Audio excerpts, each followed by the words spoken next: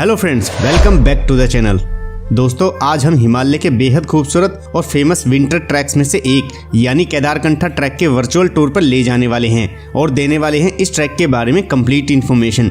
यहाँ आप कैसे पहुँच सकते हैं, सबसे बेस्ट टाइम क्या है इस ट्रैक को करने का, ट्रैक के दौरान कहाँ कहाँ रुक सकते हैं, स्टार्टिंग बेस कैंप क्या होगा, ट्रैक पर आपको किन किन चीज़ों की जरूरत पड़ेगी और खाने पीने से लेकर होटल या होमस्टे में ठहरने के बारे में पूरी जानकारी। तो बने रहिए वीडियो के अंत तक और सब्सक्राइब कीजिए व नोटिफिकेशन के लिए बेल आइकन का बटन भी दबाएं।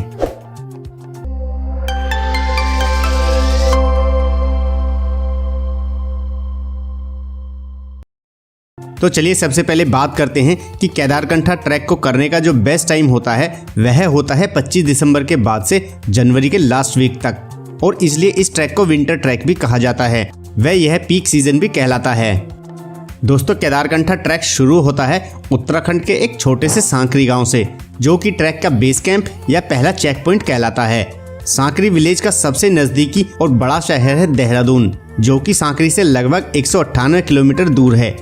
तो इसलिए सबसे पहले आपको देहरादून पहुंचना होगा और देहरादून तक पहुंचने के लिए आप ट्रेन से रेलवे स्टेशन, फ्लाइट से देहरादून के जौलीग्रांट एयरपोर्ट तक, बस से देहरादून के मसूरी बस स्टैंड तक और अपनी पर्सनल कार से सीधे सांकरी तक पहुंच सकते हैं। अगर देहरादून तक किसी भी वजह से पहुंचना संभव ना हो तो आप हरिद्वार या ऋषिकेश तक आकर देहरादून आ सकते हैं।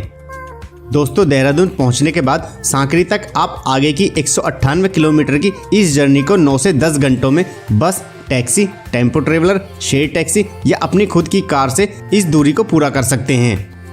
अगर बात करें बस की, तो बस देहरादून में मसूरी बस स्टैंड से सुबह 6 से सुबह 8 बजे तक 2 से 3 बसें चलती हैं, जिनके द्वारा आप सांकरी तक पहुंच सकते हैं। यहाँ बस का किराया लगभग 350 रुपये से 400 रुपये प्रति व्यक्ति लगता है। इसके अलावा आप शेयर टैक्सी से भी सांकरी तक आ सकते हैं, और अगर फुल टैक्सी बुक करके जाना चाहते हैं तो अलग अलग सीजन के अकॉर्डिंग 6 से 8 हज़ार रुपये में देहरादून से सांकरी तक टैक्सी बुक करके भी जा सकते हैं, जिसमें 4-5 लोगों का एक छोटा ग्रुप एक साथ जा सकते हैं, जिसमें प्रति व्यक्ति कॉस्ट भी कम पड़ जाती है। लेकिन यहाँ 25 दिसंबर से 15 जनवरी तक पीक सीजन के चलते होटल्स और होमस्टे फुल बुकड होते हैं, तो इस चीज़ का जरूर ध्यान रखें। लेकिन दोस्तों, केदारकंठा ट्रैक को सावधानी और आराम से पूरा करने के लिए आपको या किसी भी ग्रुप के लिए गाइड की ज़रूरत होती है। अगर आप पहली बार इस ट्रैक पर जा रहे हैं तो आप बिना गाइड के इसे पूरा नहीं कर सकते। इसलिए सांकरी में आप एक ऑथोराइज्ड गाइड को ज़रूर हायर करें, जिसमें गाइड आपके और आपके पूरी ग्रुप को सांकरी से केदारकंठा ट्रैक पर जाते और आते समय हर वक्त पूरे ट्रैक के दौरान आपको गाइड करेगा और वापसी सांकरी तक आपके साथ रहेगा। ये गाइड्स 2 से 3 हज़ार रुपये तक अलग अलग सीजन के अकॉर्डिंग अपने रेट्स चार्ज करते हैं। इसके अलावा इस ट्रैक के लिए आपको परमिट की भी ज़रूरत पड़ती है, जो लगभग 150 रुपये में बनता है, जिसमें आपकी आईडी प्रूफ कंपलसरी होती है। दोस्तों, ट्रैक पर जाने से पहले आपके ट्रैकिंग के सभी सामान जैसे trekking shoes, jackets, socks, gear, camping tent, bag और स्टिक आदि अपने साथ रखें। वैसे तो ये सब सामान आपको सांकरी में भी मिल जाता है, बट कभी कभी टूरिस्टों की संख्या ज्यादा होने पर आपको रेंट या खरीदने में दिक्कत आ सकती है। इसलिए हो सके तो अपना ट्रैकिंग का सामान अपने साथ लेकर चलें। दोस्तों, केदारकंठा ट्रैक शुरू होता है सांकरी से, जो कि ट्रैक का बेस विलेज है। इसलिए आप पहले दिन सांकरी पहुंचने के बाद वहां नाइट स्टे करके नेक्स्ट डे मॉर्निंग में अपना ट्रैक स्टार्ट कर सकते हैं। यह ट्रैक 4 दिन का होता है। आप इसे नॉर्मली 4 से 5 दिनों में भी पूरा कर सकते हैं। वैसे तो इसे अलग अलग रूट से पूरा किया जाता है, लेकिन सबसे सही और अच्छा रूट सांकरी से जूड़ा का तालाब होते हुए केदारकंठा टॉप तक जाता है। तो अब बात करते हैं फर्स्ट डे, यानी सुबह जल्दी उठकर सांकरी से केदारकंठा ट्रैक की अपनी यात्रा शुरू कर सकते हैं। सांकरी से जूड़ा का तालाब का ट्रैक घने जंगलों से होते हुए गुजरता है और इस ट्रैक के दौरान आपको ब्यूटीफुल व्यूज दिखाई देते हैं।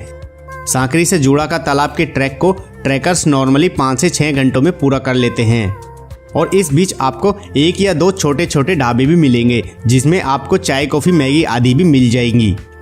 ट्रैकर्स सांकरी से केदारकंठा ट्रैक की यात्रा के पहले दिन पहला चेक पॉइंट जूड़ा का तालाब कैंप साइट पहुंचकर नाइट स्टे वहीं करते हैं।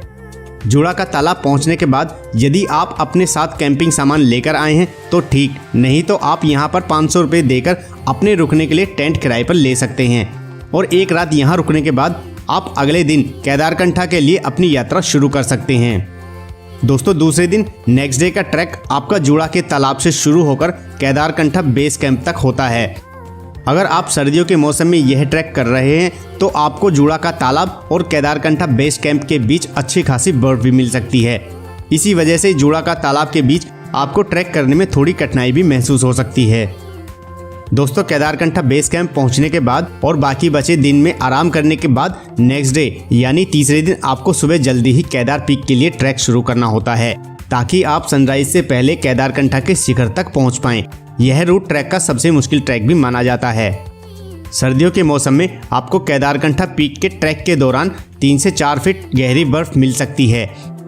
केदारकंठा पीक से माउंटेन्स का 360 का अमेजिंग व्यू को एंजॉय करने और कुछ समय बिताने के बाद आप उसी दिन वापस केदारकंठा बेस कैंप आ सकते हैं। केदारकंठा ट्रैक के आखिरी दिन आप केदारकंठा बेस कैंप से सांकरी गांव वापस पहुंच सकते हैं, जो कि ऊपर चढ़ने के मुकाबले आसान होता है।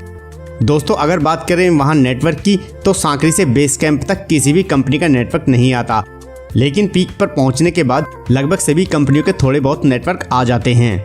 और बात करें इस ट्रैक के लिए सबसे अच्छे समय की, तो हालांकि केदारकंठा ट्रैक विंटर ट्रैक्स के नाम से बहुत ज़्यादा फेमस है, इसलिए इसे सर्दियों के मौसम में सबसे ज़्यादा किया जाता है। लेकिन केदारकंठा ट्रैक हिमालय के उन चुनिंदा ट्रैकर्स में से है जिन्हें पूरे साल किया जा सकता है।